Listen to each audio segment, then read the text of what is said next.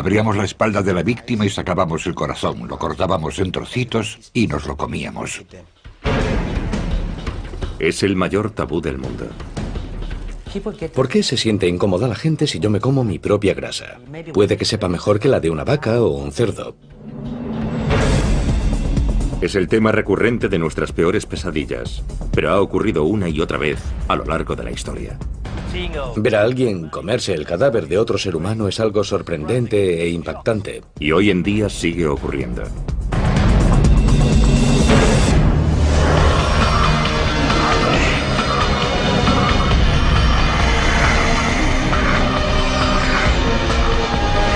Extraños rituales. Caníbales.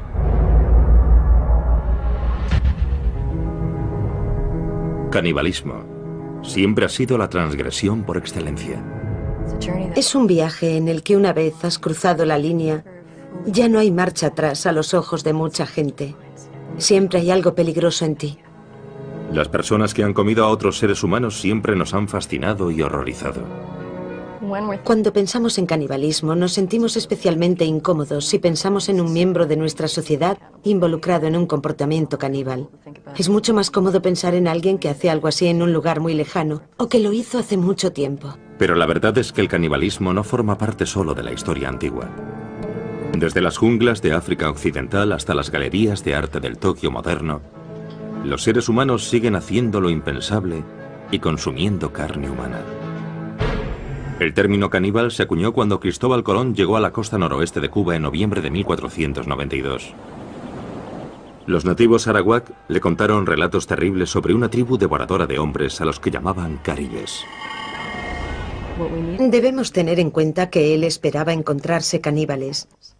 Al encontrar a alguien que era salvaje e incivilizado, había muchas posibilidades de que fuese caníbal o al menos eso se pensaba. Aunque los historiadores posteriores pusieron en duda la veracidad de esos relatos, la palabra caribe fue modificada por los españoles en canib y posteriormente en caníbal, y pronto se convirtió en el término habitual para designar a quienes se alimentan de carne humana. 3 décadas después de Colón, el conquistador español Hernán Cortés llegó a Tenochtitlán, el centro del imperio azteca.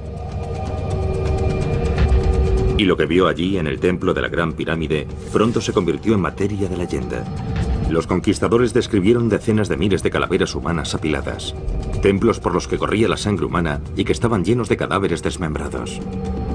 Cortaban los brazos, las piernas y la cabeza, y se comían los brazos y las piernas en banquetes ceremoniales.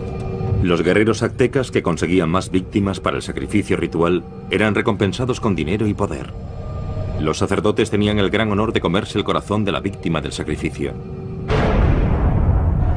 En 1996, en una Liberia destrozada por la guerra, los periodistas se encontraron cara a cara con una nueva generación de caníbales de guerra. La República de Liberia, situada en África Occidental, se hizo famosa por las terribles imágenes de los soldados menores de edad que corrían enloquecidos por su capital, Monrovia. Hay una imagen grabada, la del típico niño soldado africano con una AK-47. Pero en realidad hoy los niños son utilizados como soldados en casi 20 países en todo el mundo. En Liberia, niños de apenas 7 años fueron obligados a alistarse en unidades militares y a cometer atrocidades increíbles, incluido canibalismo.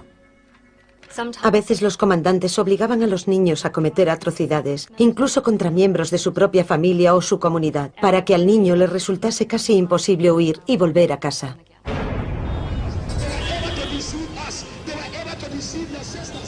Joshua Bly era uno de los señores de la guerra más famosos de Liberia. Presume de ser responsable personalmente de la muerte de más de 20.000 hombres, mujeres y niños. Él y sus seguidores además practicaron el canibalismo. Creían que comer corazones humanos les hacía invencibles. Si me disparas no pasará nada. Si un hombre se pone ante mí con un lanzagranadas, yo me quedo allí y digo, vuelve al lanzador, solo con un dedo, sin protección, nada. Y cuando digo vuelve al lanzador, la granada da la vuelta. Yo sabía que nada podía matarme, esa era mi idea. Unámonos en nombre de Jesús, que Dios os bendiga. Joshua Bly ahora dirige un centro de rehabilitación para ex niños soldado, muchos de los cuales lucharon con él. Durante la guerra, Joshua era conocido como el general trasero desnudo, porque estaba tan seguro de que era invencible que entraba en combate ataviado simplemente con un par de botas. Luchaba desnudo porque nuestra tradición me había concedido poderes.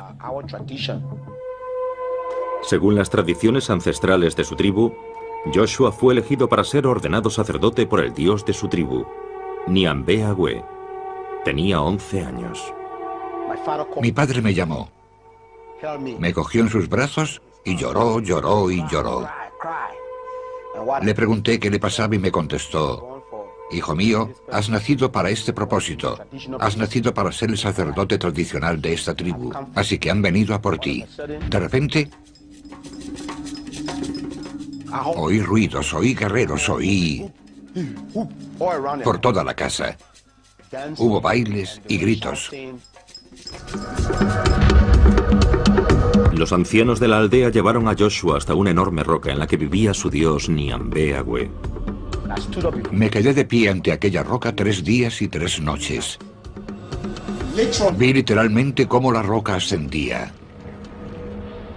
Me quedé allí de pie y después la roca volvió a la tierra y giró sobre mí. Cuando miré qué había debajo de la roca, vi un enorme monstruo. Le miré a la cara y la tenía deformada.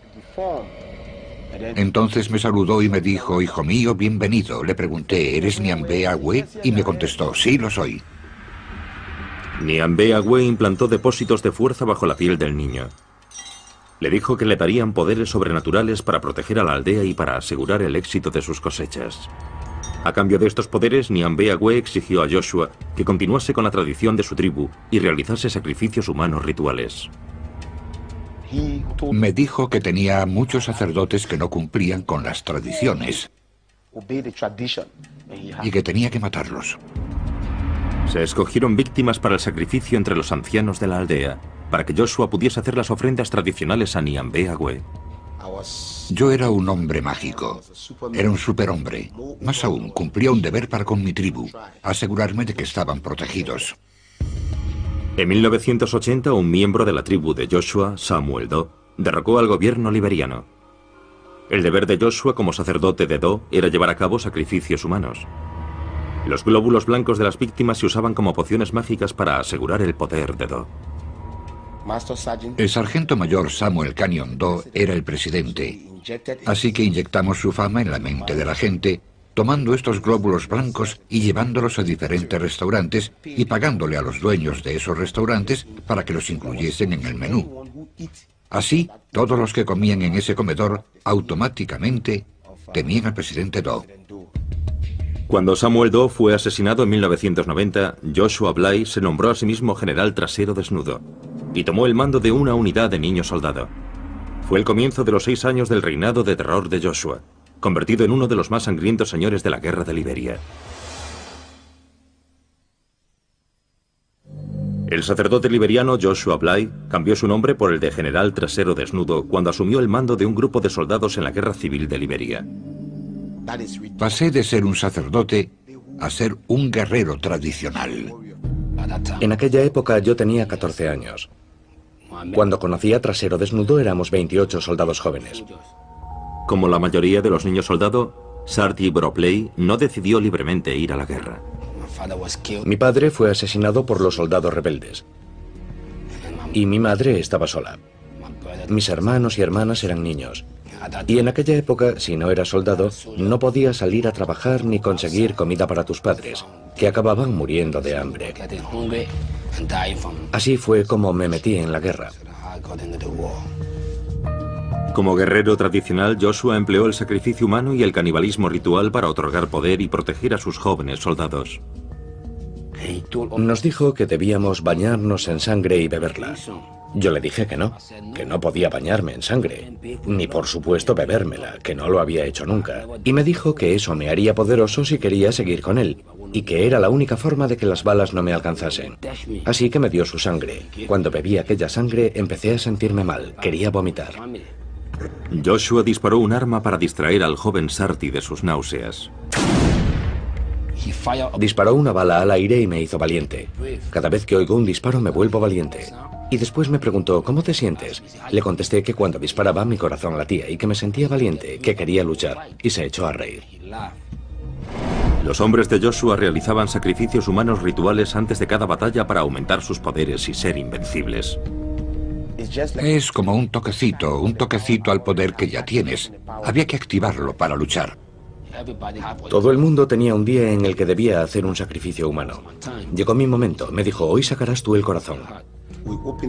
Abríamos la espalda de la víctima y sacábamos el corazón. Lo cortábamos en trocitos y nos lo comíamos.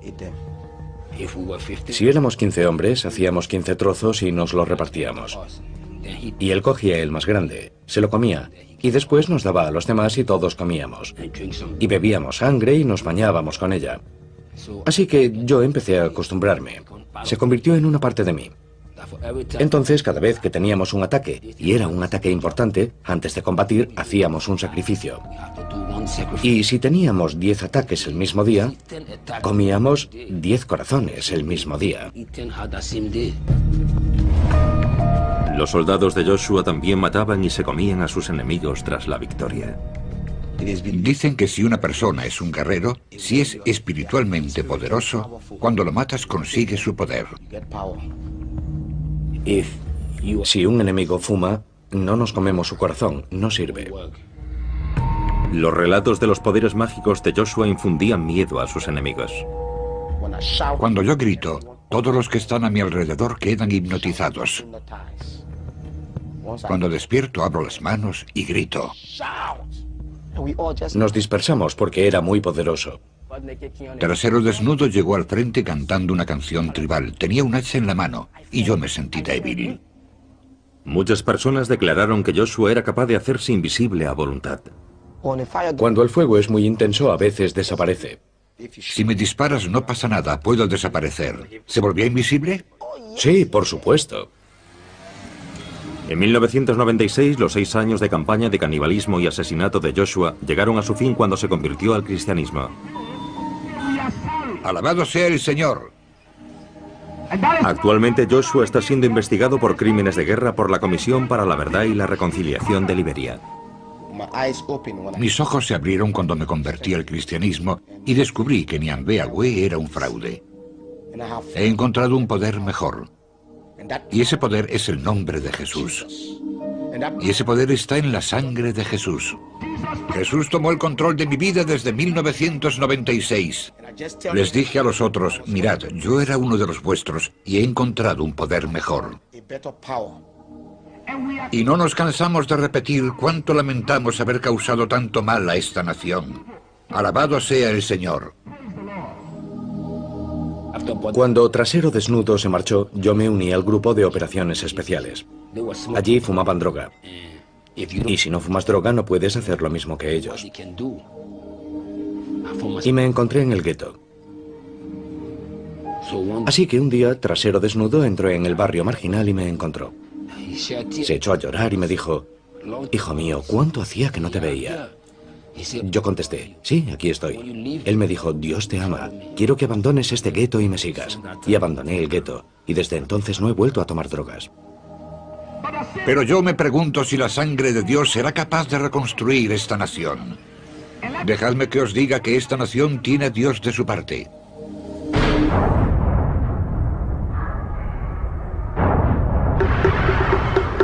A lo largo de la historia, el canibalismo y la religión a menudo han ido de la mano. En las islas Trobriand, las familias comían a sus seres queridos fallecidos en señal de respeto. El consumo de ciertas partes del cuerpo humano en el marco de determinados rituales funerarios está considerado una forma de compartir el destino de una persona a la que estás muy unido.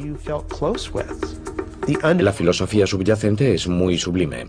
En realidad es muy profunda y hermosa en muchos sentidos. La idea del canibalismo se encuentra incluso en la base del ritual de comunión cristiano. Esta es mi sangre. Podemos entender la idea de que Jesús entre en el pan y en el vino, que se convierta en su carne y sangre. Te amamos y te alabamos, Señor. Gracias, Señor. El cristianismo encontró su primer caldo de cultivo en la antigua Roma, una sociedad plagada de violencia ritual. Y de los primitivos cristianos se rumoreaba que con la Sagrada Comunión celebraban un ritual caníbal. Adelante, clava tu cuchillo en el bebé, recibe la sangre joven y fresca, moja tu pan en ella, tómala libremente. Los romanos usaron las acusaciones de canibalismo para justificar la persecución de los primeros cristianos. Esa acusación nos permite comprender cómo entenderían otros pueblos las tradiciones cristianas occidentales, o cómo malinterpretarían esas tradiciones, del mismo modo que nosotros podemos malinterpretar las tradiciones de otras sociedades.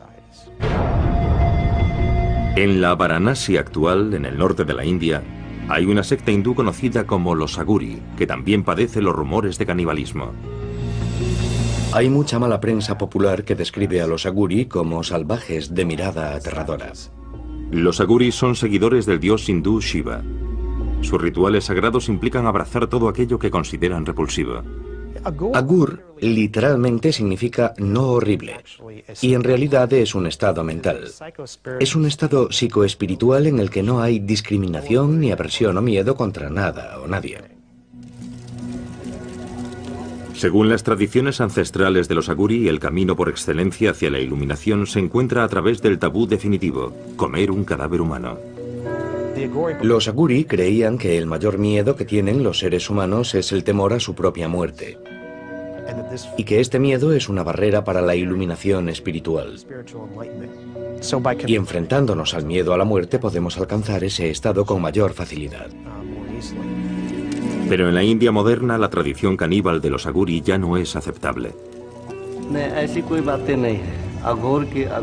Las personas de mi secta comen carne y beben vino para satisfacer sus deseos, pero es por decisión propia. No tienes que comer carne para alcanzar la iluminación. Yo soy un Aguri y nunca he probado el vino ni la carne, y estoy en el camino de la iluminación. Hoy en día, para superar su aversión a la muerte y la podredumbre, los santones Aguri modernos viven en crematorios, visten sudarios funerarios y beben de calaveras humanas. La meditación Aguri puede hacerse en cualquier parte. Los crematorios son lugares tranquilos, y allí encontramos ayudas para la meditación. Los santones Aguri mantienen los templos crematorios dedicados a Shiva, el primer Aguri, y atienden el fuego sagrado, al que llaman Duni. Este Duni lleva casi 100 años ardiendo. Yo recojo la madera de las piras funerarias una vez que la familia se ha marchado. Todos los días consigo un poco. El Duni es el último eslabón que vincula a los Aguri modernos con su pasado caníbal. En un ritual de canibalismo simbólico, los santones cocinan sus alimentos en las ascuas calientes que han dejado las piras funerarias. Cocinamos en el Duni y nos comemos esos alimentos. El Duni ayuda a los santos y a los sadhus a tener una voluntad fuerte y les confiere una especie de poder espiritual. Los devotos hindúes creen que el contacto de los Aguri con las cenizas humanas les da el poder de sanar. Cuando alguien quiere curarse, toma las cenizas del Duni y las aplica a la zona en la que tienen el problema, como harían con cualquier medicina, y las ingieren. Y también se las llevan a casa y las usan ritualmente. A la mayoría de los Aguri actuales, la antigua tradición de comer carne humana les produce tanto horror como a un cristiano moderno. Hace años la gente comía carne y bebía alcohol en este templo, pero se dieron cuenta de que lo que hacían estaba mal.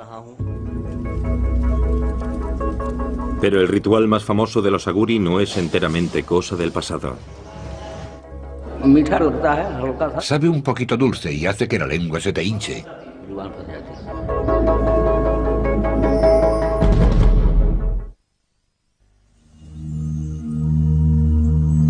En el pasado, una antigua secta hindú conocida como los Aguri seguía una tradición de canibalismo como camino hacia la iluminación espiritual. Aunque la mayoría de los Aguri ya no practican este rito, el cineasta Sandeep Singh contactó con un santón que está a punto de llevar a cabo el ritual más sagrado de la secta y de consumir carne humana. Es un ritual secreto que se hace en aislamiento, porque en la India el canibalismo está prohibido. La gente no lo aceptaría. Sandeep contactó con un grupo de monjes tradicionales aguri que viven en las afueras de Varanasi e intentó convencerlos para que le permitiesen grabar sus rituales secretos. Cuando hice mi película sobre los aguri, la secta más polémica de santones indios, por pura curiosidad, fue muy duro. Tardé casi un año en convencer a los aguri y otro año en encontrar a un aguri que fuese a practicar el canibalismo. Según la tradición ancestral aguri, solo es necesario consumir carne de un cadáver 1 o 2 veces en la vida como acto de purificación extrema.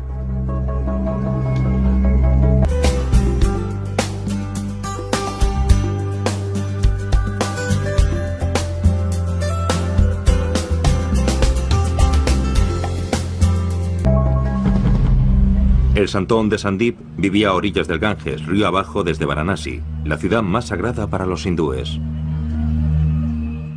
Dicen que el señor Shiva separó a Kashi, Varanasi, del cosmos.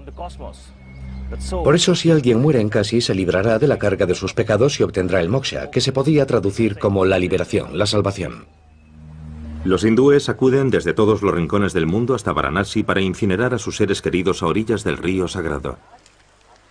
Primero el cadáver se sumerge en el sagrado Ganges para purificarlo, después se hace la pira con madera. A continuación se coloca el cuerpo sobre la pira. Después el cuerpo se convierte en cenizas y las cenizas son ofrecidas al Ganges. Ser quemado aquí y que sus cenizas sean arrojadas al Ganges es el mejor final que un hindú puede desear para su vida. Pero no todos los cadáveres se creman. Hay 5 tipos de personas que no se queman una vez que han muerto. Son los santones, las mujeres solteras, las mujeres embarazadas, los niños pequeños y personas que han muerto por la mordedura de una serpiente o de lepra. No han tenido una vida completa, así que no se queman. No son ofrecidos al fuego, sino que son entregados al Ganges como ofrenda.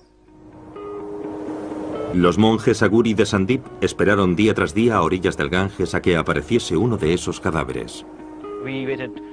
Esperamos 3 meses y medio, 90 días, a que los aguri encontrasen un cadáver. Encontraron un cadáver flotando en el Ganges y lo sacaron del río. Y lo llevaron al lugar en el que rezan sus oraciones. Primero le ofreció flores al cadáver. Después lo lavó con agua del Ganges. Después se sentó sobre el cadáver para meditar. Y por último, cortó una parte del cadáver, de la zona del brazo, y empezó a comer.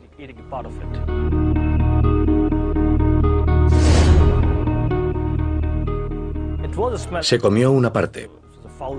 Olía mal, olía fatal. Ver a alguien comerse un cadáver de otro ser humano es algo sorprendente e impactante. Algo que a mí personalmente no me gustó. Pero después lo comprendí, cuando supe la lógica y las razones que estaban tras ese ritual.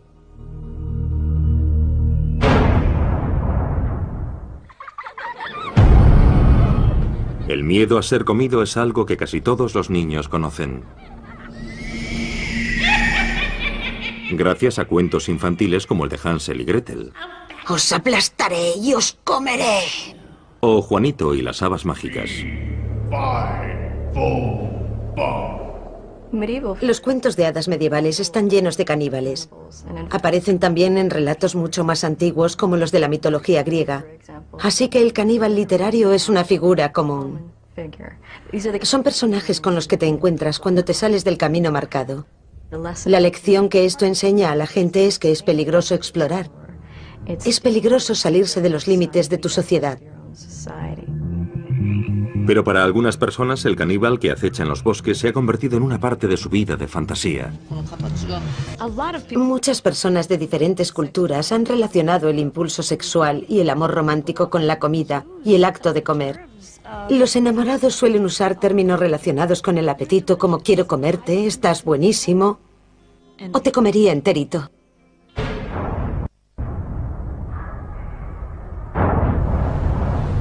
El deseo sexual siempre ha sido uno de los impulsos más fuertes de la humanidad y ha llevado a muchas personas a descubrir las partes más oscuras de su imaginación.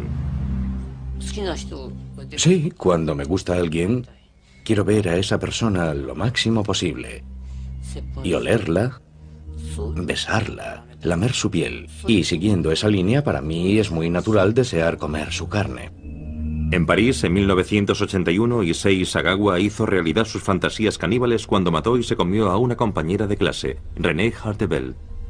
Disparó a Renée en la nuca con un rifle del calibre 22 cuando ella rechazó sus proposiciones. Después procedió a desmembrar e ingerir partes de su cuerpo. 2 días después, cuando intentaba deshacerse de su cadáver mutilado en un parque, fue detenido por la policía francesa. Los tribunales franceses le declararon incapacitado mentalmente y hoy vive en Tokio y es un hombre libre.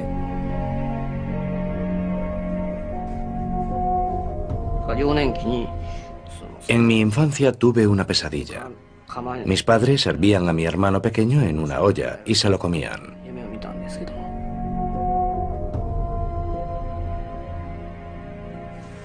Mis padres y mi hermano son gente normal, así que todavía no entiendo por qué yo soy el único que tenía esa extraña obsesión con el canibalismo.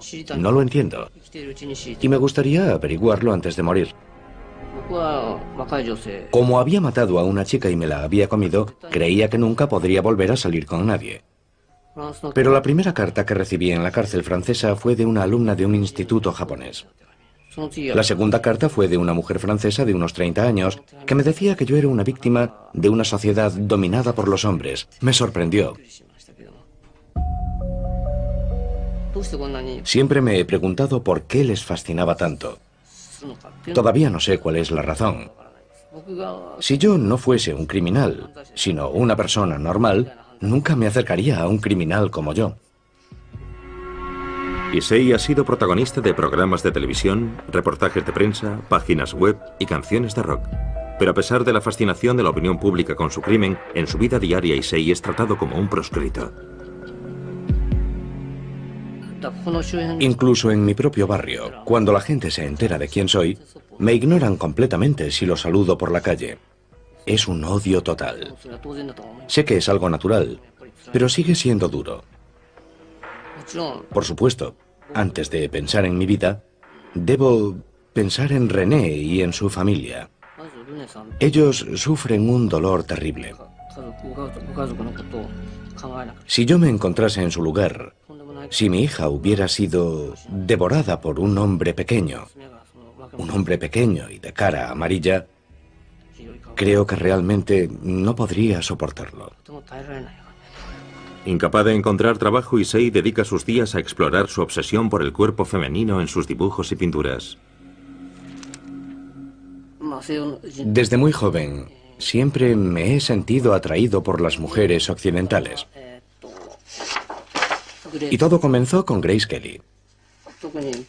Empecé a comer por las nalgas, así que estoy obsesionado con las nalgas. Vi una foto como esta y no pude resistirme a dibujarla. Prefiero las nalgas a los pechos, pero estos me parecieron bonitos, así que los dibujé. A la hora de comer, los pechos son todo grasa y realmente no son comestibles. Esta es la señorita Aya Ueto. Es muy popular últimamente. No solo quiero comérmela, sino que creo que es una actriz con muchísimo talento. Y todavía es joven. Más de 20 años después de que su crimen conmoviese al mundo, Issei se ha hecho famoso entre un público completamente nuevo, a través de una exposición en una galería de arte. Este es un momento feliz.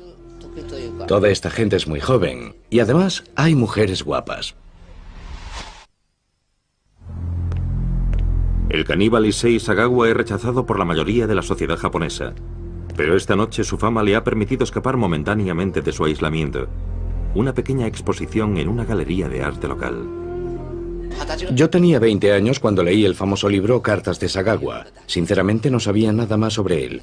No tenía ni idea de a qué se había dedicado desde entonces. No sabía que pintaba. Están todas desnudas. No debería enseñárselos a mujeres. Son maravillosos. Le he hecho algunas preguntas y su forma de hablar es encantadora. En cierta medida he quedado satisfecha. El incidente me tocó muy de cerca.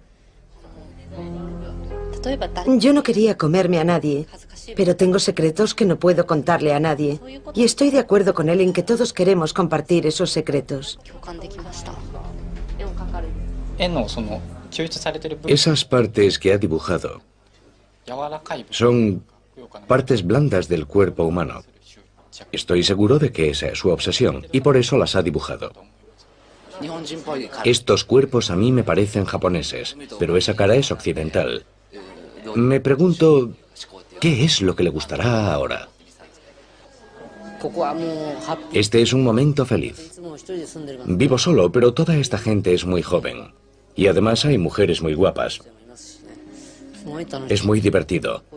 Esto me recuerda las ganas que tenía de divertirme así. Cuando estás solo no haces más que pensar.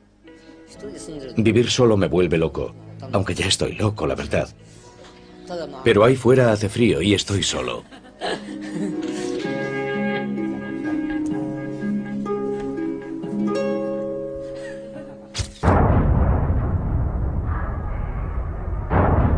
Los seres humanos se han sentado cómodamente en lo alto de la cadena alimenticia durante siglos. Así que es natural que uno de los mayores tabúes que rodean al canibalismo sea nuestro miedo a convertirnos en una fuente de alimento.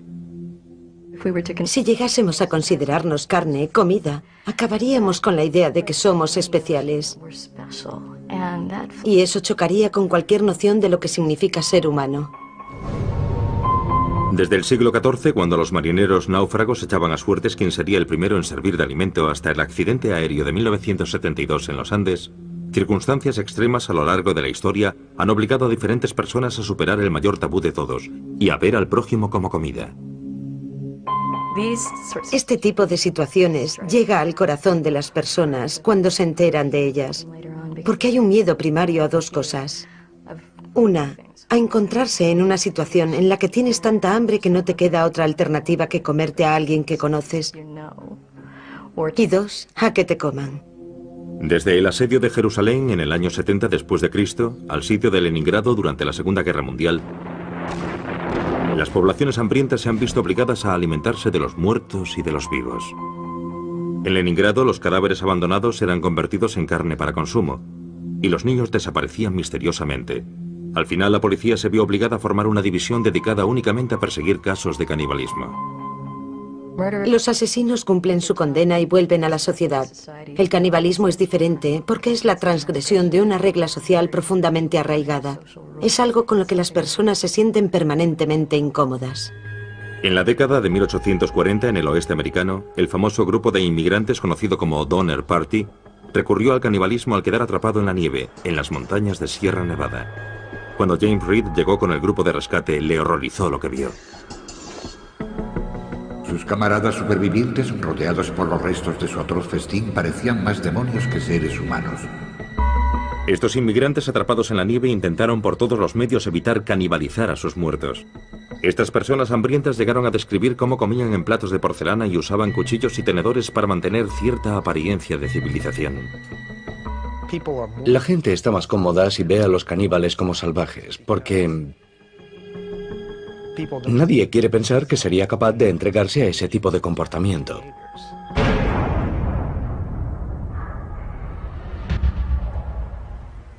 En Copenhague, Dinamarca, muy lejos de las junglas de nuestra imaginación, el artista danés Marco Evaristi ha creado una obra de arte que explora el tabú de los humanos como comida. El arte hoy es una especie de experimento científico, especialmente si mis obras hacen pensar.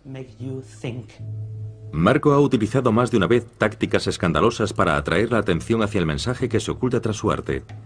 Para su trabajo más reciente, Marco se ha hecho una liposucción y ha usado su grasa para hacer albóndigas.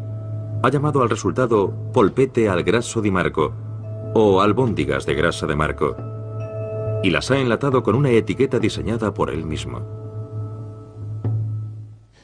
La gente debe pensar que si se come mis albóndigas está comiendo arte. La preparación de las albóndigas fue solo el primer paso en la creación artística.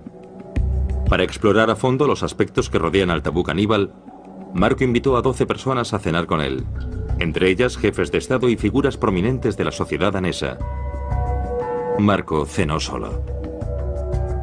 Cuando me metí la primera cucharada de espagueti con carne en la boca, cerré los ojos, porque pensar que me estaba comiendo a mí mismo me pareció algo asqueroso. Fue solo un segundo, pero fue un segundo de reflexión sobre la moralidad y los valores éticos que tengo como ser humano.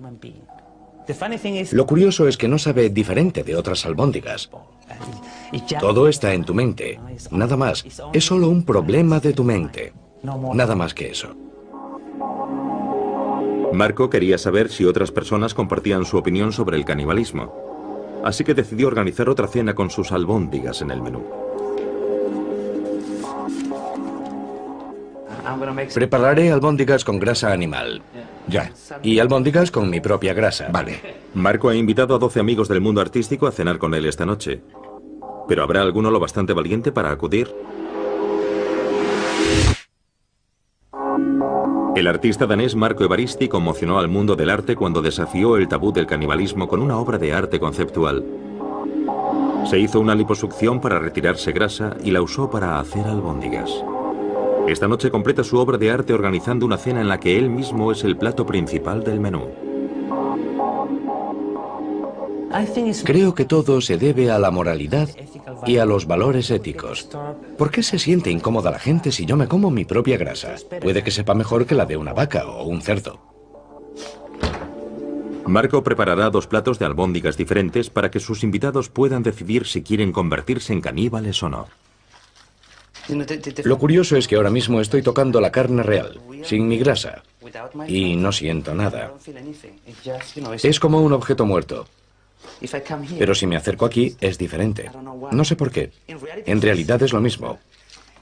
Pero es mi conciencia. Mi adoctrinamiento sobre la carne humana o sobre la grasa humana. Bueno, le pondré más ingredientes porque voy a vomitar.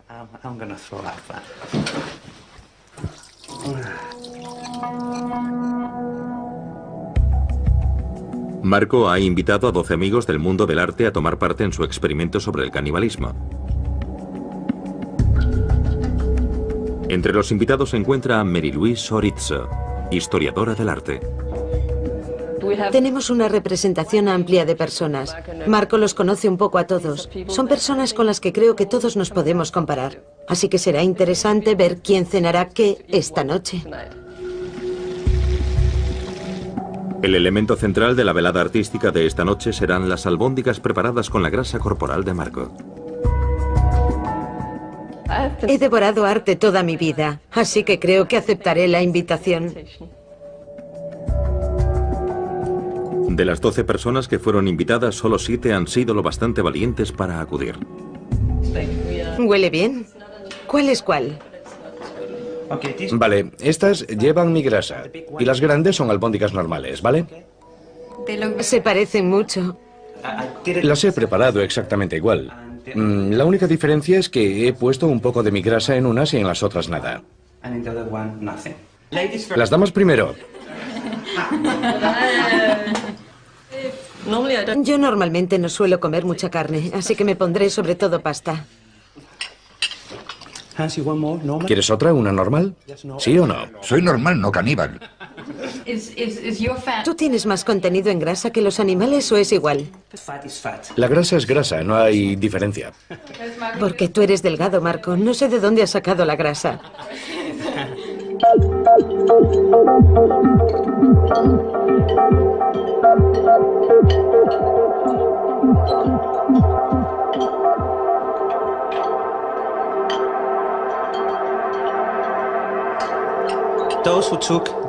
Los que habéis tomado albóndigas con mi grasa deberíais probar una de las otras e intentar explicar la diferencia que hay entre ellas. Creo que es un buen experimento.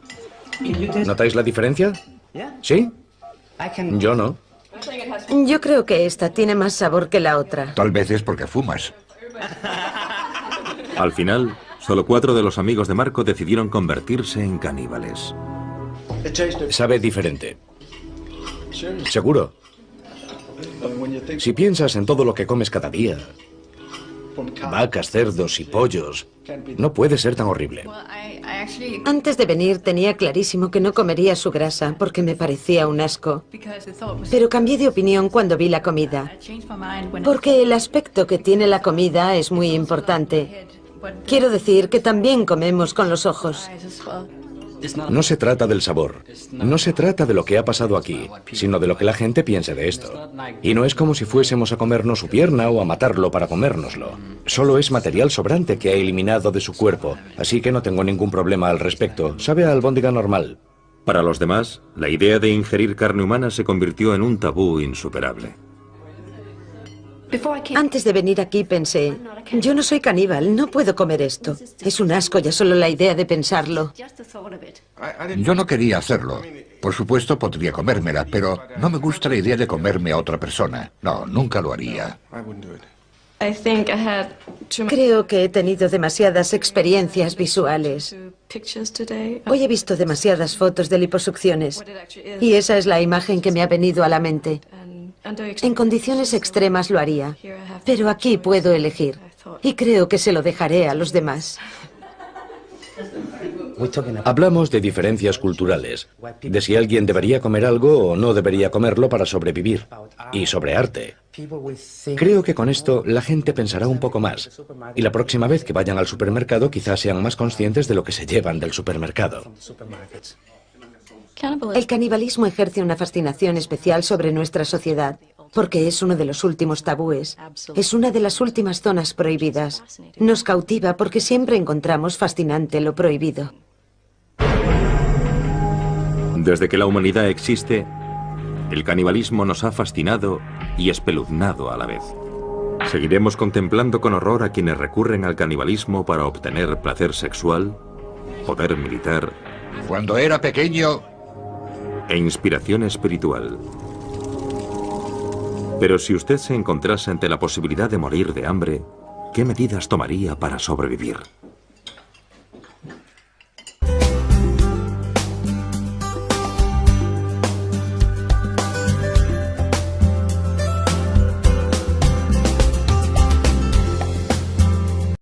Que continuase con la tradición de su tribu y realizase sacrificios humanos rituales. me dijo que tenía muchos sacerdotes que no cumplían con las tradiciones y que tenía que matarlos. Se escogieron víctimas para el sacrificio entre los ancianos de la aldea, para que Joshua pudiese hacer las ofrendas tradicionales a Niambeagüe. Yo era un hombre mágico, era un superhombre. Más aún, cumplía un deber para con mi tribu, asegurarme de que estaban protegidos. En 1980, un miembro de la tribu de Joshua, Samuel Doe, derrocó al gobierno liberiano. El deber de Joshua como sacerdote de Doe era llevar a cabo sacrificios humanos. Los glóbulos blancos de las víctimas se usaban como pociones mágicas para asegurar el poder de Doe. El sargento mayor Samuel Canyon Doe era el presidente, así que inyectamos su fama en la mente de la gente, tomando estos glóbulos blancos y llevándolos a diferentes restaurantes y pagándole a los dueños de esos restaurantes para que los incluyesen en el menú. Así, todos los que comían en ese comedor automáticamente temían al presidente Doe. Cuando Samuel Doe fue asesinado en 1990, Joshua Bly se nombró a sí mismo general trasero desnudo y tomó el mando de una unidad de niño soldado. Fue el comienzo de los 6 años del reinado de terror de Joshua, convertido en uno de los más sangrientos señores de la guerra de Liberia. El sacerdote liberiano Joshua Bly cambió su nombre por el de general trasero desnudo cuando asumió el mando de un grupo de soldados en la guerra civil de Liberia. Pasé de ser un sacerdote a ser un guerrero tradicional. En aquella época yo tenía 14 años. Cuando conocí a Trasero Desnudo éramos 28 soldados jóvenes. Como la mayoría de los niños soldados, Sarti Bropley no decidió libremente ir a la guerra. Mi padre fue asesinado por los soldados rebeldes. Y mi madre estaba sola. Mis hermanos y hermanas eran niños. Y en aquella época, si no eras soldado, no podías salir a trabajar ni conseguir comida para tus padres, que acababan muriendo de hambre. Así fue como me metí en la guerra. Como guerrero tradicional, Joshua empleó el sacrificio humano y el canibalismo ritual para otorgar poder y proteger a sus jóvenes soldados. Nos dijo que debíamos bañarnos en sangre y beberla. Yo le dije que no podía bañarme en sangre, ni por supuesto bebérmela, que no lo había hecho nunca. Y me dijo que eso me haría poderoso si quería seguir con él, y que era la única forma de que las balas no me alcanzasen. Así que me dio su sangre. Cuando bebí aquella sangre empecé a sentirme mal, quería vomitar. Joshua disparó un arma para distraer al joven Sarti de sus náuseas. Disparó una bala al aire y me hizo valiente. Cada vez que oigo un disparo me vuelvo valiente. Y después me preguntó, ¿cómo te sientes? Le contesté que cuando disparaba mi corazón latía y que me sentía valiente, que quería luchar. Y se echó a reír. Los hombres de Joshua realizaban sacrificios humanos rituales antes de cada batalla para aumentar sus poderes y ser invencibles. Es como un toquecito al poder que ya tienes. Había que activarlo para luchar. Todo el mundo tenía un día en el que debía hacer un sacrificio humano. Llegó mi momento. Me dijo, hoy sacarás tú el corazón. Abríamos la espalda de la víctima y sacábamos el corazón, lo cortábamos en trocitos y nos lo comíamos. Si éramos 15 hombres, hacíamos 15 trozos y nos los repartíamos. Y él cogía el más grande, se lo comía, y después nos daba a los demás y todos comíamos. Y bebíamos sangre y nos bañábamos con ella. Así que yo empecé a acostumbrarme. Se convirtió en una parte de mí. Entonces, cada vez que teníamos un ataque, y era un ataque importante, antes de combatir, hacíamos un sacrificio. Y si teníamos 10 ataques el mismo día, comíamos 10 corazones el mismo día. Los soldados de Joshua también mataban y se comían a sus enemigos tras la victoria. Dicen que si una persona es un guerrero, si es espiritualmente poderoso, cuando lo matas consigue su poder. Si un enemigo fuma, no nos comemos su corazón, no sirve. Los relatos de los poderes mágicos de Joshua infundían miedo a sus enemigos. Cuando yo grito, todos los que están a mi alrededor quedan hipnotizados. Cuando despierto, abro las manos y grito. Nos dispersamos porque era muy poderoso. Trasero Desnudo llegó al frente cantando una canción tribal. Tenía un hacha en la mano y yo me sentí débil. Muchas personas declararon que Joshua era capaz de hacerse invisible a voluntad. Cuando el fuego es muy intenso, a veces desaparece. Si me disparas no pasa nada, puedo desaparecer. ¿Se volvió invisible? Sí, por supuesto. En 1996, los 6 años de campaña de canibalismo y asesinato de Joshua llegaron a su fin cuando se convirtió al cristianismo. ¡Alabado sea el Señor! Actualmente Joshua está siendo investigado por crímenes de guerra por la Comisión para la Verdad y la Reconciliación de Liberia. Mis ojos se abrieron cuando me convertí al cristianismo y descubrí que Nyambe era un fraude. He encontrado un poder mejor. Y ese poder es el nombre de Jesús.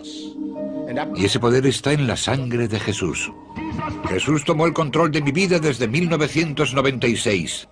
Les dije a los otros, mirad, yo era uno de los vuestros y he encontrado un poder mejor. Y no nos cansamos de repetir cuánto lamentamos haber causado tanto mal a esta nación. Alabado sea el Señor. Cuando Trasero Desnudo se marchó, yo me uní al grupo de operaciones especiales. Allí fumaban droga. Y si no fumas droga, no puedes hacer lo mismo que ellos. Y me encontré en el gueto. Así que un día, Trasero Desnudo entró en el barrio marginal y me encontró. Se echó a llorar y me dijo, hijo mío, ¿cuánto hacía que no te veía? Yo contesté, sí, aquí estoy. Él me dijo, Dios te ama, quiero que abandones este gueto y me sigas. Y abandoné el gueto, y desde entonces no he vuelto a tomar drogas. Pero yo me pregunto si la sangre de Dios será capaz de reconstruir esta nación. Dejadme que os diga que esta nación tiene a Dios de su parte.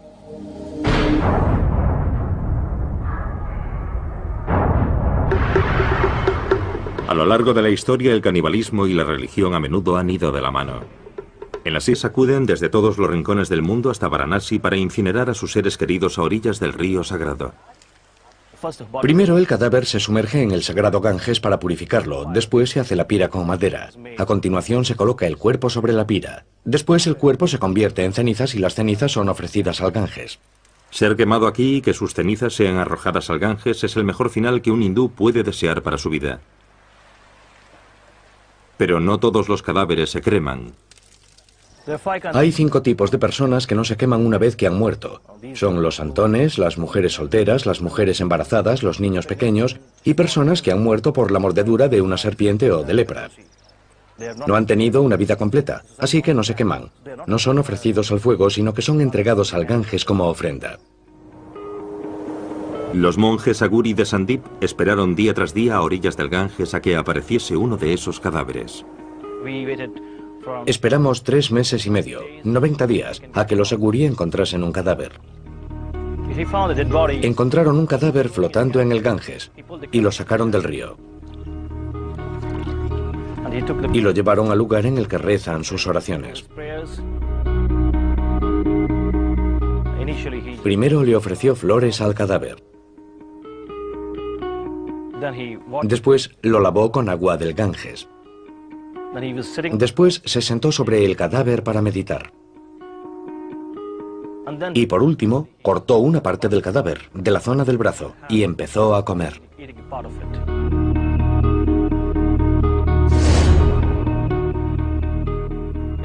Se comió una parte. Olía mal, olía fatal. Ver a alguien comerse un cadáver de otro ser humano es algo sorprendente e impactante. Algo que a mí personalmente no me gustó. Pero después lo comprendí, cuando supe la lógica y las razones que estaban tras ese ritual.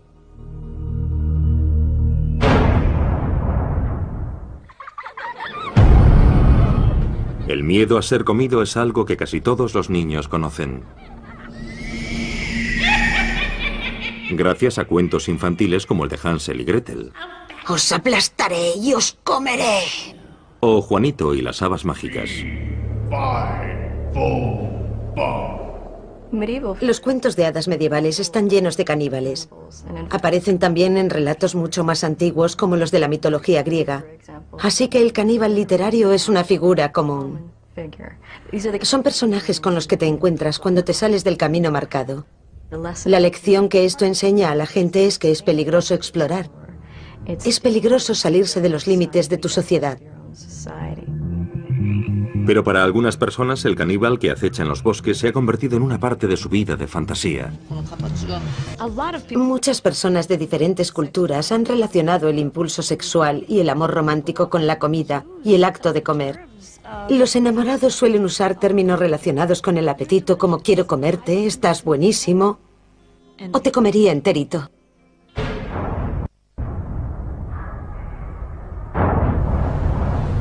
El deseo sexual siempre ha sido uno de los impulsos más fuertes de la humanidad y ha llevado a muchas personas a descubrir las partes más oscuras de su imaginación. Sí, cuando me gusta alguien, quiero ver a esa persona lo máximo posible y olerla, besarla, lamer su piel. Y siguiendo esa línea, para mí es muy natural desear comer su carne. En París, en 1981, Issei Sagawa hizo realidad sus fantasías caníbales cuando mató y se comió a una compañera de clase, Renée Hartebel. Disparó a Renée en la nuca con un rifle del calibre 22 cuando ella rechazó sus proposiciones. Después procedió a desmembrar e ingerir partes de su cuerpo. 2 días después, cuando intentaba deshacerse de su cadáver mutilado en un parque, fue detenido por la policía francesa. Los tribunales franceses le declararon incapacitado mentalmente y hoy vive en Tokio y es un hombre libre.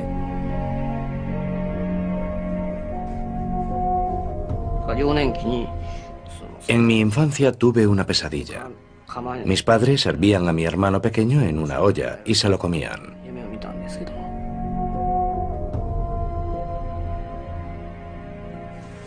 Mis padres y mi hermano son gente normal, así que todavía no entiendo por qué yo soy el único que tenía esa extraña obsesión con el canibalismo. No lo entiendo. Y me gustaría averiguarlo antes de morir. Como había matado a una chica y me la había comido, creía que nunca podría volver a salir con nadie. Pero la primera carta que recibí en la cárcel francesa fue de una alumna de un instituto japonés. La segunda carta fue de una mujer francesa de unos 30 años que me decía que yo era una víctima de una sociedad dominada por los hombres. Me sorprendió. Siempre me he preguntado por qué les fascinaba tanto. Todavía no sé cuál es la razón. Si yo no fuese un criminal, sino una persona normal, nunca me acercaría a un criminal como yo.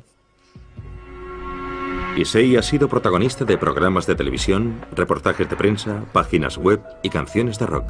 Pero a pesar de la fascinación de la opinión pública con su crimen, en su vida diaria Issei es tratado como un proscrito. Incluso en mi propio barrio, cuando la gente se entera de quién soy, me ignoran completamente si los saludo por la calle. Es un odio total. Sé que es algo natural, pero sigue siendo duro. Por supuesto, antes de pensar en mi vida, debo pensar en René y en su familia. Ellos sufren un dolor terrible. Si yo me encontrase en su lugar, si mi hija hubiera sido devorada por un hombre pequeño y de cara amarilla, creo que realmente no podría soportarlo.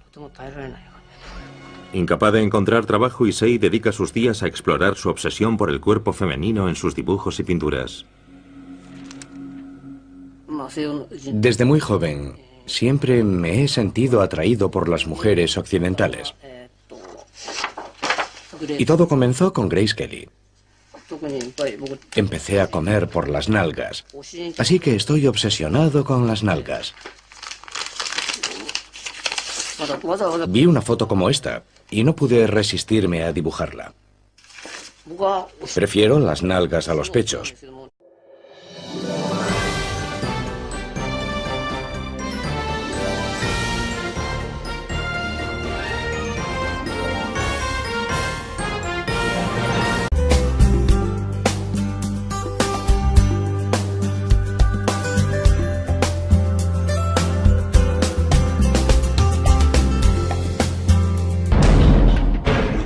Abríamos la espalda de la víctima y sacábamos el corazón, lo cortábamos en trocitos y nos lo comíamos.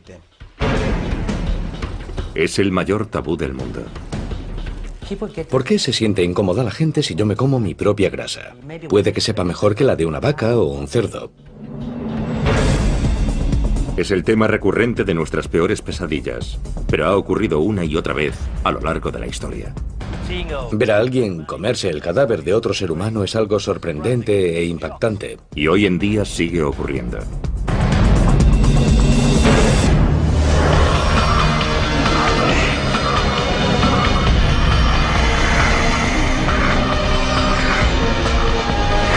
Extraños rituales. Caníbales.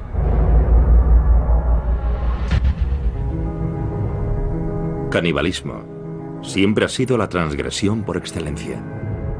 Es un viaje en el que una vez has cruzado la línea, ya no hay marcha atrás a los ojos de mucha gente. Siempre hay algo peligroso en ti. Las personas que han comido a otros seres humanos siempre nos han fascinado y horrorizado. Cuando pensamos en canibalismo, nos sentimos especialmente incómodos si pensamos en un miembro de nuestra sociedad involucrado en un comportamiento caníbal.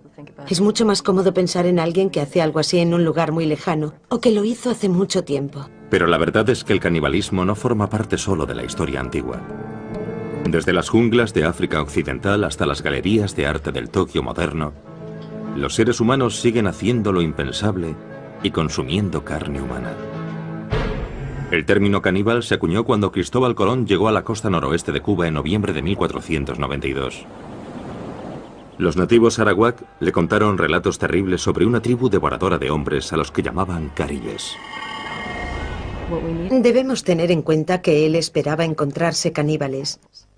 Al encontrar a alguien que era salvaje e incivilizado, había muchas posibilidades de que fuese caníbal, o al menos eso se pensaba.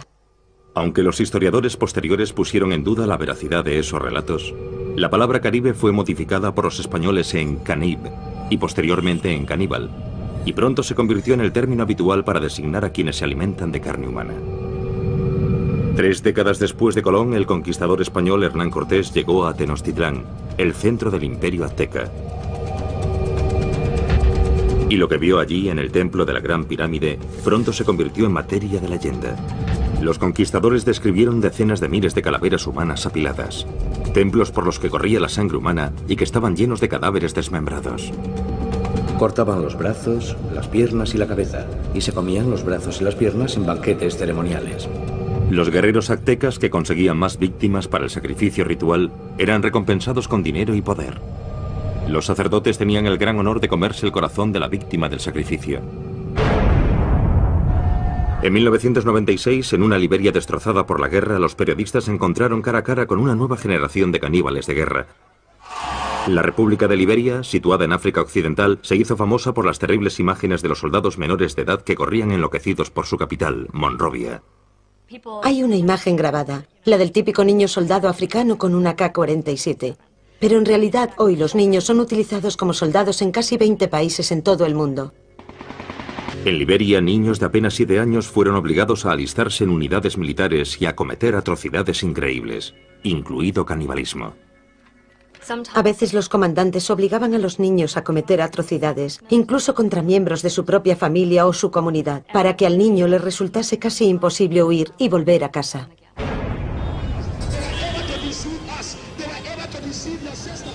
Joshua Bly era uno de los señores de la guerra más famosos de Liberia.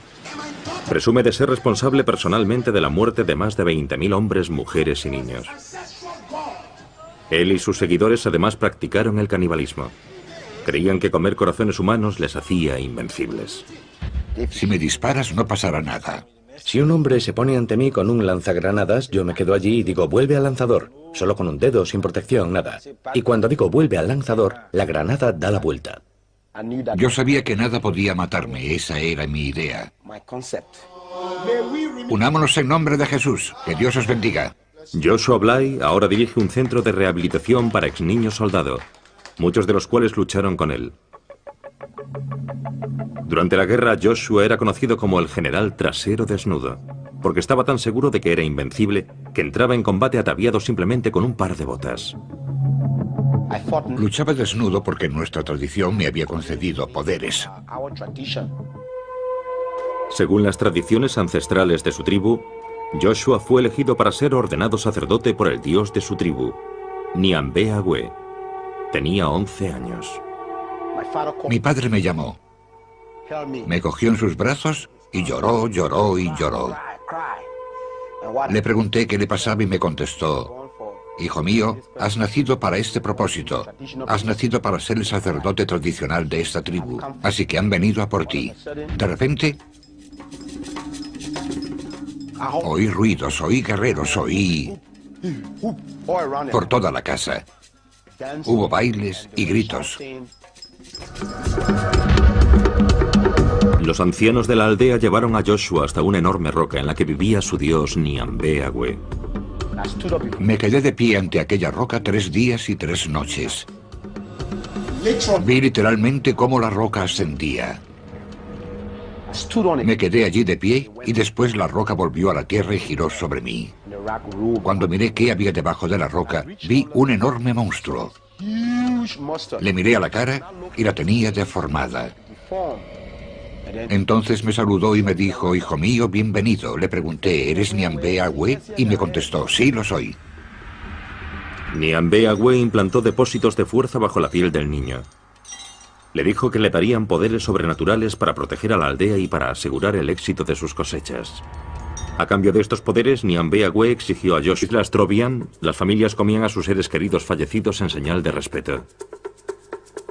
El consumo de ciertas partes del cuerpo humano en el marco de determinados rituales funerarios está considerado una forma de compartir el destino de una persona a la que estás muy unido. La filosofía subyacente es muy sublime. En realidad es muy profunda y hermosa en muchos sentidos. La idea del canibalismo se encuentra incluso en la base del ritual de comunión cristiana. Esta es mi sangre. Podemos entender la idea de que Jesús entre en el pan y en el vino, que se convierte en su carne y sangre. Te amamos y te alabamos, Señor. Gracias, Señor. El cristianismo encontró su primer caldo de cultivo en la antigua Roma, una sociedad plagada de violencia ritual. Y de los primitivos cristianos se rumoreaba que con la Sagrada Comunión celebraban un ritual caníbal. Adelante, clava tu cuchillo en el bebé, recibe la sangre joven y fresca, moja tu pan en ella, tómala libremente. Los romanos usaron las acusaciones de canibalismo para justificar la persecución de los primeros cristianos. Esa acusación nos permite comprender cómo entenderían otros pueblos las tradiciones cristianas occidentales, o cómo malinterpretarían esas tradiciones, del mismo modo que nosotros podemos malinterpretar las tradiciones de otras sociedades. En la Varanasi actual, en el norte de la India, hay una secta hindú conocida como los Aguri, que también padece los rumores de canibalismo. Hay mucha mala prensa popular que describe a los Aguri como salvajes de mirada aterradora. Los Aguri son seguidores del dios hindú Shiva. Sus rituales sagrados implican abrazar todo aquello que consideran repulsivo. Agur literalmente significa no horrible, y en realidad es un estado mental. Es un estado psicoespiritual en el que no hay discriminación ni aversión o miedo contra nada o nadie. Según las tradiciones ancestrales de los Aguri, el camino por excelencia hacia la iluminación se encuentra a través del tabú definitivo, comer un cadáver humano. Los Aguri creían que el mayor miedo que tienen los seres humanos es el temor a su propia muerte, y que este miedo es una barrera para la iluminación espiritual. Y enfrentándonos al miedo a la muerte podemos alcanzar ese estado con mayor facilidad. Pero en la India moderna la tradición caníbal de los Aguri ya no es aceptable. Las personas de mi secta comen carne y beben vino para satisfacer sus deseos, pero es por decisión propia. No tienes que comer carne para alcanzar la iluminación. Yo soy un Aguri y nunca he probado el vino ni la carne, y estoy en el camino de la iluminación. Hoy en día, para superar su aversión a la muerte y la podredumbre, los santones Aguri modernos viven en crematorios, visten sudarios funerarios y beben de calaveras humanas. La meditación Aguri puede hacerse en cualquier parte. Los crematorios son lugares tranquilos, y allí encontramos ayudas para la meditación. Los santones Aguri mantienen los templos crematorios dedicados a Shiva, el primer Aguri, y atienden el fuego sagrado, al que llaman Duni. Este Duni lleva casi 100 años ardiendo. Yo recojo la madera de las piras funerarias una vez que la familia se ha marchado. Todos los días consigo un poco. El Duni es el último eslabón que vincula a los Aguri modernos con su pasado caníbal. En un ritual de canibalismo simbólico, los santones cocinan sus alimentos en las ascuas calientes que han dejado las piras funerarias. Cocinamos en el Duni y nos comemos esos alimentos. El Duni ayuda a los santos y a los sadhus a tener una voluntad fuerte y les confiere una especie de poder espiritual. Los devotos hindúes creen que el contacto de los Aguri con las cenizas humanas les da el poder de sanar. Cuando alguien quiere curarse, toma las cenizas del Duni y las aplica a la zona en la que tienen el problema, como harían con cualquier medicina, y las ingieren. Y también se las llevan a casa y las usan ritualmente. A la mayoría de los Aguri actuales, la antigua tradición de comer carne humana les produce tanto horror como a un cristiano moderno. Hace años la gente comía carne y bebía alcohol en este templo, pero se dieron cuenta de que lo que hacían estaba mal. Pero el ritual más famoso de los Aguri no es enteramente cosa del pasado. Sabe un poquito dulce y hace que la lengua se te hinche.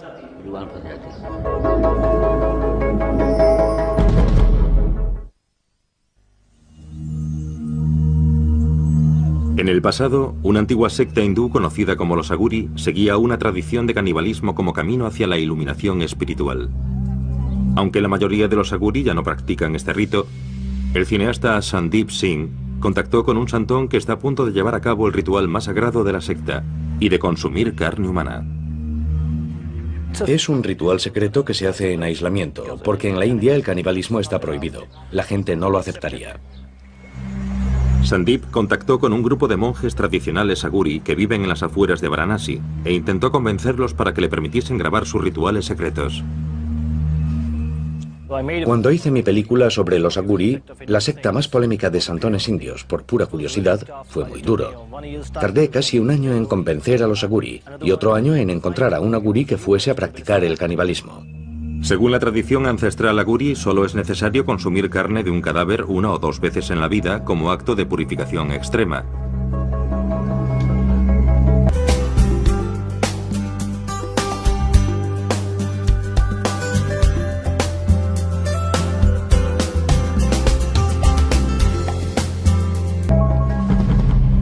El santón de Sandeep vivía a orillas del Ganges, río abajo desde Varanasi, la ciudad más sagrada para los hindúes. Dicen que el señor Shiva separó a Kashi, Varanasi, del cosmos. Por eso, si alguien muere en Kashi, se librará de la carga de sus pecados y obtendrá el moksha, que se podía traducir como la liberación, la salvación. Los hindúes... Pero estos me parecieron bonitos, así que los dibujé. A la hora de comer, los pechos son todo grasa y realmente no son comestibles. Esta es la señorita Aya Ueto. Es muy popular últimamente. No solo quiero comérmela, sino que creo que es una actriz con muchísimo talento. Y todavía es joven. Más de 20 años después de que su crimen conmoviese al mundo, Issei se ha hecho famoso entre un público completamente nuevo, a través de una exposición en una galería de arte.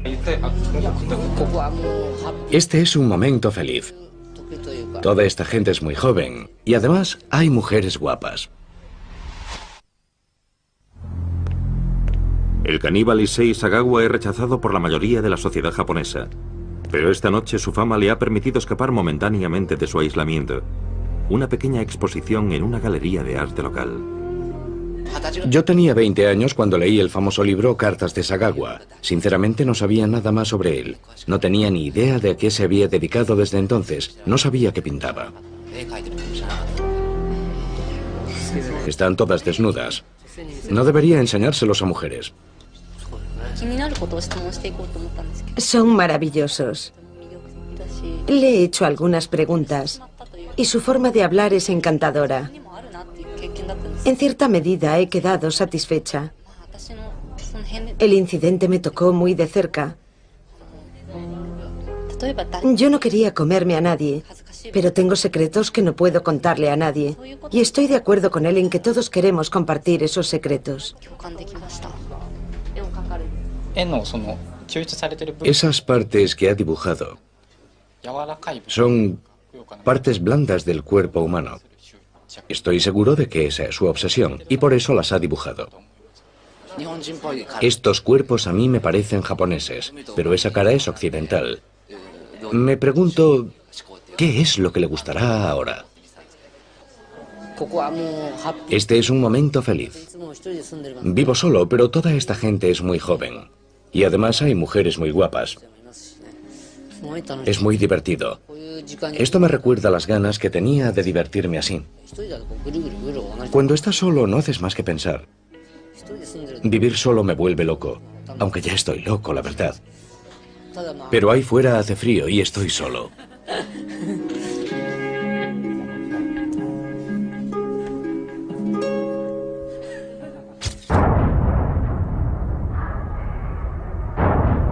Los seres humanos se han sentado cómodamente en lo alto de la cadena alimenticia durante siglos. Así que es natural que uno de los mayores tabúes que rodean al canibalismo sea nuestro miedo a convertirnos en una fuente de alimento. Si llegásemos a considerarnos carne, comida, acabaríamos con la idea de que somos especiales. Y eso chocaría con cualquier noción de lo que significa ser humano. Desde el siglo XIV, cuando los marineros náufragos echaban a suertes quién sería el primero en servir de alimento hasta el accidente aéreo de 1972 en los Andes, circunstancias extremas a lo largo de la historia han obligado a diferentes personas a superar el mayor tabú de todos y a ver al prójimo como comida. Este tipo de situaciones llega al corazón de las personas cuando se enteran de ellas. Porque hay un miedo primario a dos cosas. Una, a encontrarse en una situación en la que tienes tanta hambre que no te queda otra alternativa que comerte a alguien que conoces. Y dos, a que te coman. Desde el asedio de Jerusalén en el año 70 después de Cristo al sitio de Leningrado durante la Segunda Guerra Mundial, las poblaciones hambrientas se han visto obligadas a alimentarse de los muertos y de los vivos. En Leningrado, los cadáveres abandonados eran convertidos en carne para consumo, y los niños desaparecían misteriosamente. Al final, la policía se vio obligada a formar una división dedicada únicamente a perseguir casos de canibalismo.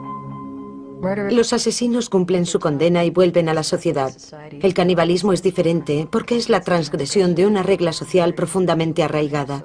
Es algo con lo que las personas se sienten permanentemente incómodas. En la década de 1840, en el oeste americano, el famoso grupo de inmigrantes conocido como Donner Party recurrió al canibalismo al quedar atrapado en la nieve, en las montañas de Sierra Nevada. Cuando James Reed llegó con el grupo de rescate, le horrorizó lo que vio. Sus camaradas supervivientes, rodeados por los restos de su atroz festín, parecían más demonios que seres humanos. Estos inmigrantes atrapados en la nieve intentaron por todos los medios evitar canibalizar a sus muertos. Estas personas hambrientas llegaron a describir cómo comían en platos de porcelana y usaban cuchillos y tenedores para mantener cierta apariencia de civilización. La gente está más cómoda si ve a los caníbales como salvajes, porque nadie quiere pensar que sería capaz de entregarse a ese tipo de comportamiento.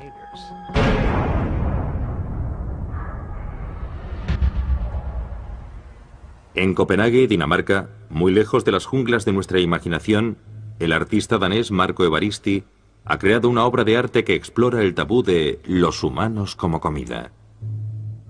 El arte hoy es una especie de experimento científico, especialmente si mis obras hacen pensar. Marco ha utilizado más de una vez tácticas escandalosas para atraer la atención hacia el mensaje que se oculta tras su arte. Para su trabajo más reciente, Marco se ha hecho una liposucción y ha usado su grasa para hacer albóndigas. Ha llamado al resultado polpette al grasso di Marco, o albóndigas de grasa de Marco, y las ha enlatado con una etiqueta diseñada por él mismo. La gente debe pensar que si se come mis albóndigas está comiendo arte. La preparación de las albóndigas fue solo el primer paso en la creación artística. Para explorar a fondo los aspectos que rodean al tabú caníbal, Marco invitó a 12 personas a cenar con él, entre ellas jefes de Estado y figuras prominentes de la sociedad danesa. Marco cenó solo. Cuando me metí la primera cucharada de espagueti con carne en la boca, cerré los ojos, porque pensar que me estaba comiendo a mí mismo me pareció algo asqueroso. Fue solo un segundo, pero fue un segundo de reflexión sobre la moralidad y los valores éticos que tengo como ser humano. Lo curioso es que no sabe diferente de otras albóndigas. Todo está en tu mente, nada más. Es solo un problema de tu mente, nada más que eso. Marco quería saber si otras personas caníbal se acuñó cuando Cristóbal Colón llegó a la costa noroeste de Cuba en noviembre de 1492. Los nativos arawak le contaron relatos terribles sobre una tribu devoradora de hombres a los que llamaban caribes. Debemos tener en cuenta que él esperaba encontrarse caníbales. Al encontrar a alguien que era salvaje e incivilizado, había muchas posibilidades de que fuese caníbal, o al menos eso se pensaba.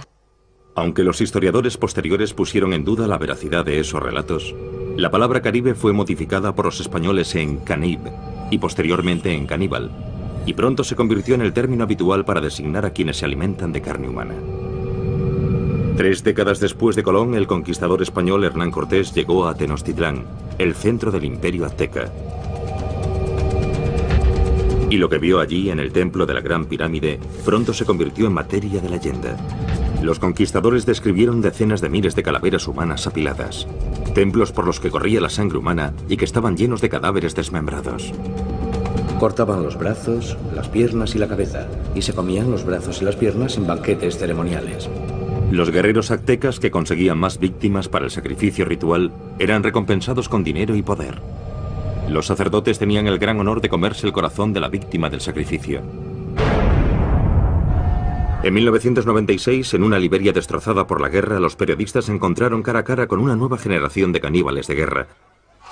La República de Liberia, situada en África Occidental, se hizo famosa por las terribles imágenes de los soldados menores de edad que corrían enloquecidos por su capital, Monrovia. Hay una imagen grabada, la del típico niño soldado africano con una AK-47. Pero en realidad hoy los niños son utilizados como soldados en casi 20 países en todo el mundo. En Liberia, niños de apenas 7 años fueron obligados a alistarse en unidades militares y a cometer atrocidades increíbles, incluido canibalismo. A veces los comandantes obligaban a los niños a cometer atrocidades, incluso contra miembros de su propia familia o su comunidad, para que al niño le resultase casi imposible huir y volver a casa. Grupo de soldados en la Guerra Civil de Liberia. Pasé de ser un sacerdote a ser un guerrero tradicional. En aquella época yo tenía 14 años. Cuando conocí a Trasero Desnudo éramos 28 soldados jóvenes. Como la mayoría de los niños soldado, Sarti Bropley no decidió libremente ir a la guerra. Mi padre fue asesinado por los soldados rebeldes. Y mi madre estaba sola. Mis hermanos y hermanas eran niños.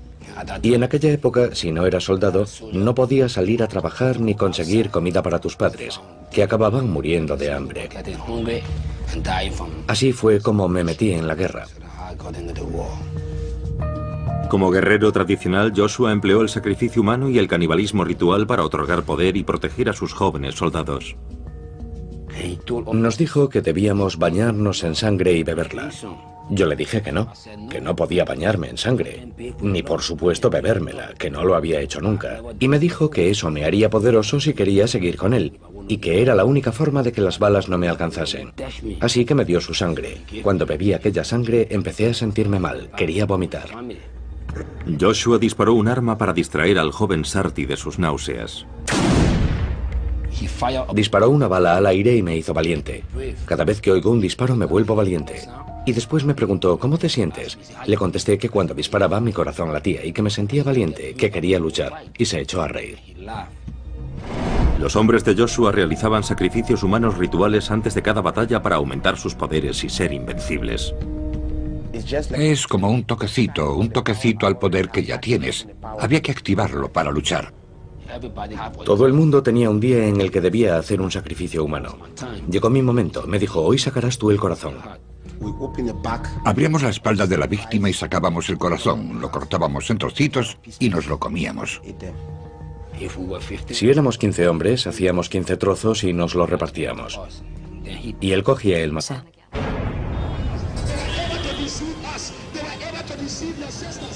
Joshua Bly era uno de los señores de la guerra más famosos de Liberia. Presume de ser responsable personalmente de la muerte de más de 20.000 hombres, mujeres y niños. Él y sus seguidores además practicaron el canibalismo. Creían que comer corazones humanos les hacía invencibles. Si me disparas no pasará nada. Si un hombre se pone ante mí con un lanzagranadas, yo me quedo allí y digo, vuelve al lanzador. Solo con un dedo, sin protección, nada. Y cuando digo vuelve al lanzador, la granada da la vuelta. Yo sabía que nada podía matarme, esa era mi idea. Unámonos en nombre de Jesús, que Dios os bendiga. Joshua Bly ahora dirige un centro de rehabilitación para ex niños soldado, muchos de los cuales lucharon con él. Durante la guerra, Joshua era conocido como el general Trasero Desnudo, porque estaba tan seguro de que era invencible que entraba en combate ataviado simplemente con un par de botas. Luchaba desnudo porque nuestra tradición me había concedido poderes. Según las tradiciones ancestrales de su tribu, Joshua fue elegido para ser ordenado sacerdote por el dios de su tribu, Niambe-Agüe. Tenía 11 años. Mi padre me llamó. Me cogió en sus brazos y lloró, lloró y lloró. Le pregunté qué le pasaba y me contestó, hijo mío, has nacido para este propósito. Has nacido para ser el sacerdote tradicional de esta tribu. Así que han venido a por ti. De repente, oí ruidos, oí guerreros, oí por toda la casa. Hubo bailes y gritos. Los ancianos de la aldea llevaron a Joshua hasta una enorme roca en la que vivía su dios Niambe-Agüe. Me quedé de pie ante aquella roca 3 días y 3 noches. Vi literalmente cómo la roca ascendía. Me quedé allí de pie y después la roca volvió a la tierra y giró sobre mí. Cuando miré qué había debajo de la roca, vi un enorme monstruo. Le miré a la cara y la tenía deformada. Entonces me saludó y me dijo: hijo mío, bienvenido. Le pregunté: ¿eres Niambe Agüe? Y me contestó: sí, lo soy. Niambe Agüe implantó depósitos de fuerza bajo la piel del niño. Le dijo que le darían poderes sobrenaturales para proteger a la aldea y para asegurar el éxito de sus cosechas. A cambio de estos poderes, Niambe Agüe exigió a Joshua que continuase con la tradición de su tribu y realizase sacrificios humanos rituales. Me dijo que tenía muchos sacerdotes que no cumplían con las tradiciones y que tenía que matarlos. Se escogieron víctimas para el sacrificio entre los ancianos de la aldea, para que Joshua pudiese hacer las ofrendas tradicionales a Niambe Agüe. Yo era un hombre mágico, era un superhombre. Más aún, cumplía un deber para con mi tribu, asegurarme de que estaban protegidos. En 1980, un miembro de la tribu de Joshua, Samuel Doe, derrocó al gobierno liberiano. El deber de Joshua como sacerdote de Doe era llevar a cabo sacrificios humanos. Los glóbulos blancos de las víctimas se usaban como pociones mágicas para asegurar el poder de Doe.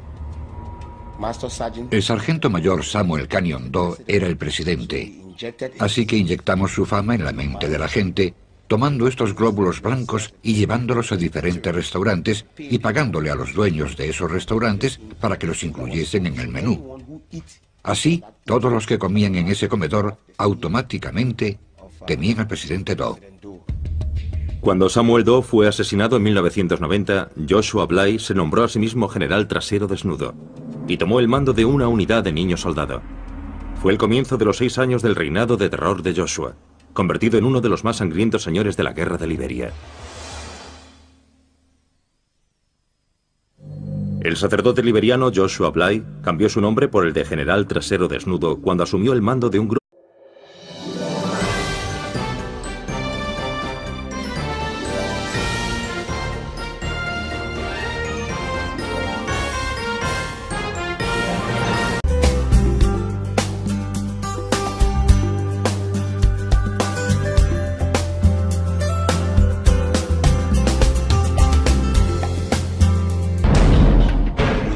Abríamos la espalda de la víctima y sacábamos el corazón, lo cortábamos en trocitos y nos lo comíamos.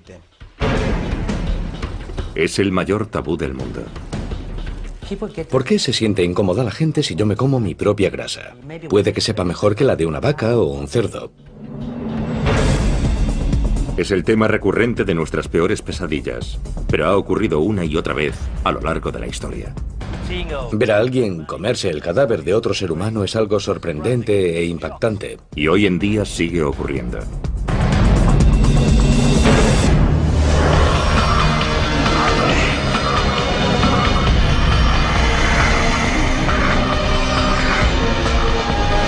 Extraños rituales. Caníbales.